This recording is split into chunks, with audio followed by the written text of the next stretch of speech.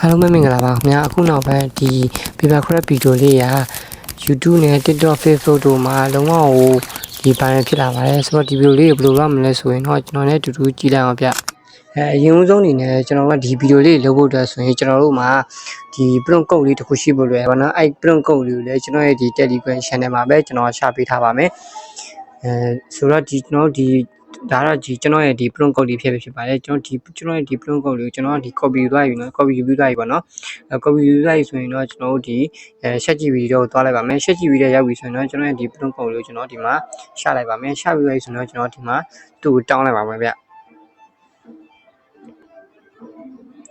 တောင်းလိုက်မယ်ဆိုရင်တော့ဒီလိုမျိုးပုံစံကြီးနဲ့ပဲကျွန်တော်တို့ရေးပေးလိုက်တယ်ပေါ့နော်โอเคညာလေးโอเคကျွန်တော်တို့ဒီမှာသူကဘာပြန်ပေးမလဲဆိုတော့ကျွန်တော်တို့ဒီမှာသူကဒီ idea အခု10ခုထပ်ပေးမယ် idea အခု10ခုပေးမယ်ဗျာကျွန်တော်တို့ကဒီထဲမှာကျွန်တော်တို့ကြိုက်တဲ့ဒီ idea 1ဆိုရင်တော့ idea 1ဆိုပြီးကြိုက်ပြီလေဗျာကျွန်တော်ကဒီ idea ကြီးကျွန်တော်ကမကြိုက်ဘူးနောက်ထပ်အစ်စ်လိုချင်နေဆိုရင်တော့ကျွန်တော်က more ဆိုပြီးတော့မှကျွန်တော်ထပ်ပြီးနှိပ်လိုက်မယ်ဆိုရင်နောက်ထပ် idea အစ်စ်တွေဆက်ပြီးထုတ်ပေးမှာပဲဖြစ်ပါတယ်ဆိုတော့ကျွန်တော်တို့ကကျွန်တော်ကတော့ဒီ idea 1ကိုကျွန်တော်ဆန်းပြပါမယ်ကျွန်တော်တို့မရေးပဲ idea 1လို့မရေးလည်းရပါတယ်ကျွန်တော်1ဆိုရေးလည်းရပါတယ်เนาะအဲဒါကြောင့်ဒီမှာကျွန်တော်တို့ဘာပြန်ထုတ်ပေးမလဲဆိုတော့သူကဒီပုံထုတ်ဖို့အတွက် image prompt နေကျွန်တော်ထုတ်ပေးမယ်ပေါ့เนาะဒါကတော့ဒီအပေါ်ကဟာတွေကတော့ကျွန်တော်တို့ဒီ image prompt ပဲဖြစ်ပါတယ်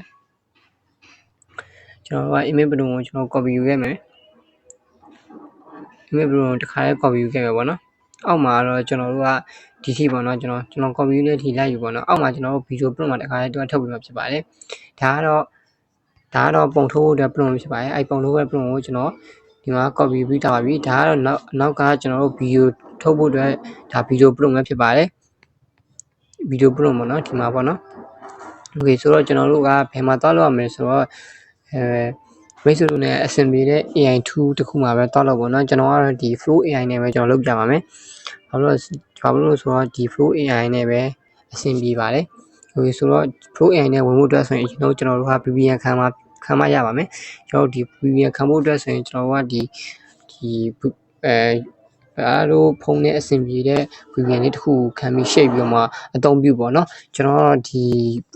potato ဆိုတဲ့ VPN နဲ့အဆင်ပြေဖြစ်တဲ့အတွက်ဒီ VPN လေးနဲ့ပဲကျွန်တော်အသုံးပြမှာဖြစ်ပါတယ်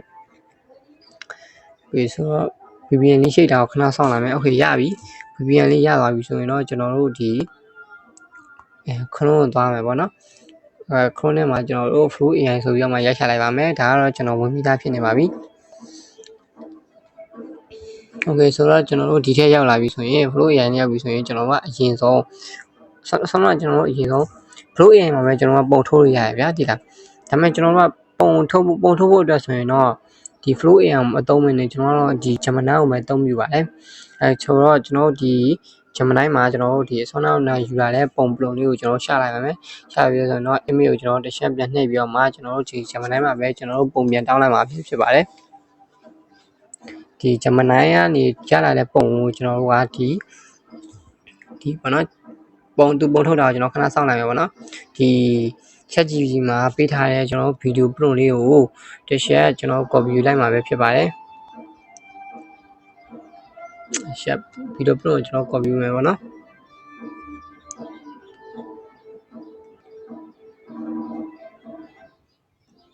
Okay ကျွန်တော်တို့ကကျွန်တော် video prompt ကို copy ရပြီဆိုရင်ဒီပုံလေးထွက်လာအောင်ကျွန်တော်စောင့်လိုက်ရပါတော့စောင့်ပြရစီပဲဒီမှာဆိုရင်တော့ဒီမှာပါပုံလေးက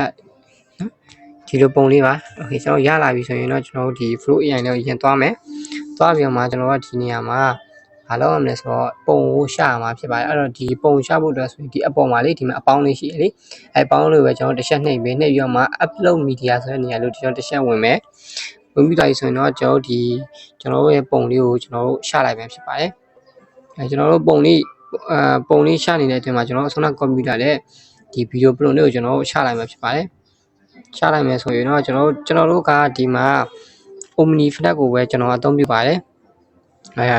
credit ကတော့15ခုကုန်ပါပါနော်ဘာဖြစ်ဗျာကျွန်တော်တို့ free သုံးတာဖြစ်တဲ့အတွက်ကုန်လဲဘာမှဖြစ်ဘူးဗျာတိလားပြောပြမှကျွန်တော်ဒီ video 3.1 like ကိုသုံးပြုတယ်ဒါပေမဲ့ကျွန်တော်အနေနဲ့ပြောမယ်ဆိုတော့ Omni Flash ကိုပဲကျွန်တော်ကအသုံးပြုစေချင်ပါတယ် ဘာလို့လဲဆိုတော့သူ့ရဲ့ရုပ်ထွက်တွေ quality ရလည်းအရန်ကောင်းလို့ပါ okay ဆိုတော့ကျွန်တော်တို့ဒီ Omni flag ကိုလည်းရေးပြီးသားပြီကျွန်တော် video upload နဲ့ထည့်ပြီးသားဆိုရင်ကျွန်တော် video စထုတ်ရမယ်အဲ့တော့ video စထုတ်ဖို့အတွက်ဆိုရင်ကျွန်တော်ဒီမှာပုံတော့ကျွန်တော် upload တင်ပြလိုက်ပေါ့နော်ဒီနေရာမှာကျွန်တော် upload မတင်ရသေးဘူးပေါ့နော်ဒီဆိုတော့ဒီအောက်ကအပေါင်းမျိုးကိုကျွန်တော်တစ်ချက်ပြန်နှိပ်မယ်ဗျာအောက်ကအပေါင်းလေးတစ်ချက်ပြန်နှိပ်ပြီးသွားပြီဆိုရင်တော့ကျွန်တော်ကဒီလက်လေးနဲ့ဒီချက်ပြန်ရှုပ်ပြီးတော့မှဒီပုံလေးကိုပေါင်းလိုက်ပဲပေါ့နော်ဒီပုံလေးနဲ့ပြန်ပေါင်းလိုက်ပဲပေါ့ okay ရပြီဆိုရင်တော့ဒီမှာတော့ဒီမှာ video စပြီးတော့မှကျွန်တော်ထုတ်လို့ရပါပြီကျွန်တော် video ထုတ်လိုက်မယ်ပေါ့နော်ဒီ video ထုတ်တာတော့ကျွန်တော်ခဏလေးစောင့်လိုက်မယ်ပေါ့နော်ကျွန်တော်တို့ကဒီ video လေးကလုံးဝအခု TikTok နဲ့ TikTok ရဲ့ YouTube ရဲ့ Facebook နဲ့ဒီ Instagram တွေမှာအခုရက်ပိုင်းအတွင်းမှာပေါ့နော်တော်တော်လေးကို viral ဖြစ်လာပါတယ်ဒီမြန်မာနိုင်ငံလူကြီးမလုပ်သေးတာတော့သူတို့ကတိတ်ပြီးမသိသေးလို့ပေါ့နော်အခုနောက်ပိုင်းYouTuber တွေချားမှာရောဒီနိုင်ငံခြား audience တွေချားမှာလည်းဒီ video လေးကလုံးဝကို viral ဖြစ်လာပါတယ်ဆိုတော့အားကြောင့်မိတ်ဆွေတို့အနေနဲ့လည်းဒီလိုမျိုးအတီးဗီဒီယိုလေးတကယ်လို့အတီးဗီဒီယိုလေးမလုပ်တတ်ဘူးဆိုရင်အခုထမှာအဲ့လိုဒီဗီဒီယိုလေးတစ်ခါရရင်လည်းဒီကြောင်နာမျိုးတွေပဲရှိရဗျာဒီလာဗီဒီယိုထုတ်တဲ့ခါမှာအဲ့တော့ဒါလည်းအတွက်အဆင်ပြေပဲနောက်ထပ်ဒီလိုမျိုး AI နဲ့ paper craft ဗီဒီယိုလေးဘယ်လိုမျိုးလုပ်ရမလဲဆိုတော့ကျွန်တော်ဒီနေ့ပြပြပေးလိုက်တာပဲဖြစ်ပါတယ်ဒီဗီဒီယိုလေးရာဆိုရင်ကျွန်တော်တို့ဘာမှမလုပ်ဘူးပေါ့နော်ဗီဒီယို editing တက်နေစရာလည်းမလိုဗျာတိတာ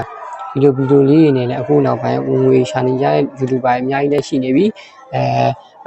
ဟိုဒါ viral လည်းဖြစ်လာတယ်ပေါ့နော်ဆိုတော့ကျွန်တော်ဒီမှာဗီဒီယိုလေးရလာပြီပေါ့နော်ဗီဒီယိုရလာဆိုရင်တော့ကျွန်တော်တစ်ချက်ဒီဗီဒီယိုလေးကိုဖွင့်ပြမှာဖြစ်ပါတယ်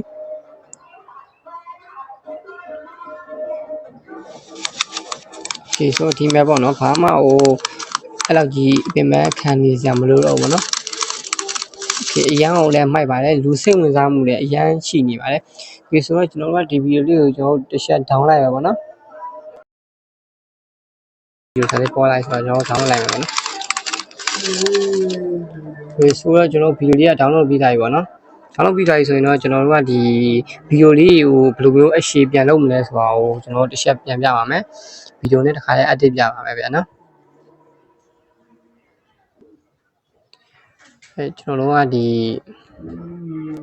ကက်တဲ့ရောက်ပြီဆိုရင်ကျွန်တော်တို့အဆုံးနောက်လောက်ထားတဲ့ဒီဗီဒီယိုလေးလေအဆုံးနောက်ကျွန်တော်ကဒီအဆုံးနောက် idea က10ခုရှိရဗျာတရားအခုဆိုရင်ဒါကျွန်တော်လုပ်ထားတဲ့ဗီဒီယို3ခုရှိရပါတော့အဲ့ဗီဒီယို3ခုလေးကိုကျွန်တော်ဟုတ်ကဲ့ကျွန်တော်ဒီ3ခုပဲလုပ်ပြရသေးလားဒါတော့လုပ်ရှင်တော့6ခုအနည်းဆုံးတော့6ခုလောက်လုပ်ပြရ6ခုလောက်ဆိုရင်တော့တော်တော်လေး6ခုလောက်ဆိုရင်ဒီ10မိနစ်စာဗီဒီယိုလေးရပြီဗျာဒီမှာဒီပါဗျာဒါဆိုရင်ဒီလိုဗီဒီယိုလေးကတော်တော်လေးကိုလည်းဒါအခုနောက်ပိုင်းမှာဘာဖြစ်နေတဲ့ဗီဒီယိုလေးပေါ့နော်ဒီ IPO လေးဒါမှဒီလိုဘယ်လိုမျိုးခံရမယ်လဲဆိုတာကိုလည်းဒီမှာ transition လေးဘယ်လိုသွားရမလဲဆိုတော့ကျွန်တော်ဒီတစ်ချက်ပြမယ်ပေါ့နော်ဒီဗီဒီယိုလေးကဒီလိုမျိုးအခုပြောင်းနေအောင်ဘယ်လို transition လေးတွေနဲ့ပို့ပြီးလိုက်လဲဆိုတော့ကျွန်တော်တစ်ချက်ပြပါမယ်အဲ့တော့ကျွန်တော်ဒီနေရာမှာဒီ mass ဆိုတဲ့ဒီ mass အင်းဆောင်မပြီးတော့ကျွန်တော်ခွင့်လိုက်ပါဗျဒီ mass ဆိုတဲ့နေရာလေးကိုကျွန်တော်တစ်ချက်နှိပ်လိုက်မယ်နှိပ်ပြီးပြီဆိုရင်ဒီမှာဒါလေးကိုတစ်ချက်ရွှေ့မယ်ပေါ့နော်ရွှေ့ပြီးတော့မှကျွန်တော်တို့ဒီ apply to all ဆိုတဲ့ဒီနှိပ်ပြီးတော့မှပြန်ထွက်လိုက်မယ်ပေါ့နော်ဒီမှာထပ်ထပ်အခုကြောင်းနေရာလေးမှာဒါဆိုရင်တော်တော်လေးရသွားပြီပေါ့နော်ဆိုဒီလိုပဲပြအခုဆိုရင်ဒီမှာ32စက္ကန့်ပေါ့နော်အမှန်ဆိုရင်30စက္ကန့်ရှိရဗျနောက်ကဒါကြီးကိုဖြုတ်လိုက်မယ်ဖြုတ်လိုက်မယ်ဆိုဒါဆို30စက္ကန့်ရှိပါပြီဗျဒီကအဆုံးနောက်လိုပဲကျွန်တော်ပြောသလိုပဲဗီဒီယိုလေးရေ idea 1 2 3 4 5 6အဲ့လိုမျိုးထုတ်လိုက်မယ်ဆိုရင်အနည်းဆုံး6ခုပဲထုတ်ပြဒီက idea 6ခုလောက်နဲ့ကျွန်တော်လုံးလိုက်မယ်ဆိုရင်ဒါ10မိနစ်စာဗီဒီယိုရပါပြီဗျဘာမှလည်းဟိုလိုမျိုးခေါင်းဆုံးခံရတာမလို့ပြဒီကဒီလိုဗီဒီယိုလေးရလည်းဒါဝင်ရှာလို့ရရဆိုတဲ့အကြောင်းလေးကိုကျွန်တော်ကပြောပြထားဖြစ်ပါတယ်ဆိုတော့နောက်ဗီဒီယိုမှာဆက်ပြီးတွေ့ပါမယ်ဗျတကယ်လို့မသိရရှင်လည်းကျွန်တော်ရဲ့ဒီ YouTube cover အောင်မှာပြသလို့ရပါတယ်ကျွန်တော်လည်းတက်လန်တော့ဒီလောက်ရေးကျွန်တော်ဖြည်းဖြည်းတော့မှာပဲဗျဒီဗီဒီယိုလေးရဲ့လုပ်ဖို့အတွက် program ကိုလည်းကျွန်တော်ရဲ့ဒီ Telegram channel မှာပဲကျွန်တော်ပြထားပါမယ်ကျွန်တော် Telegram channel လေးကိုလည်းအောက်က comment မှာကျွန်တော်ရှာပေးထားပါမယ်ဗျဆိုတော့နောက်ဗီဒီယိုမှာအားလုံးပဲပြန်တွေ့ကြပါမယ်အားလုံးပဲ bye bye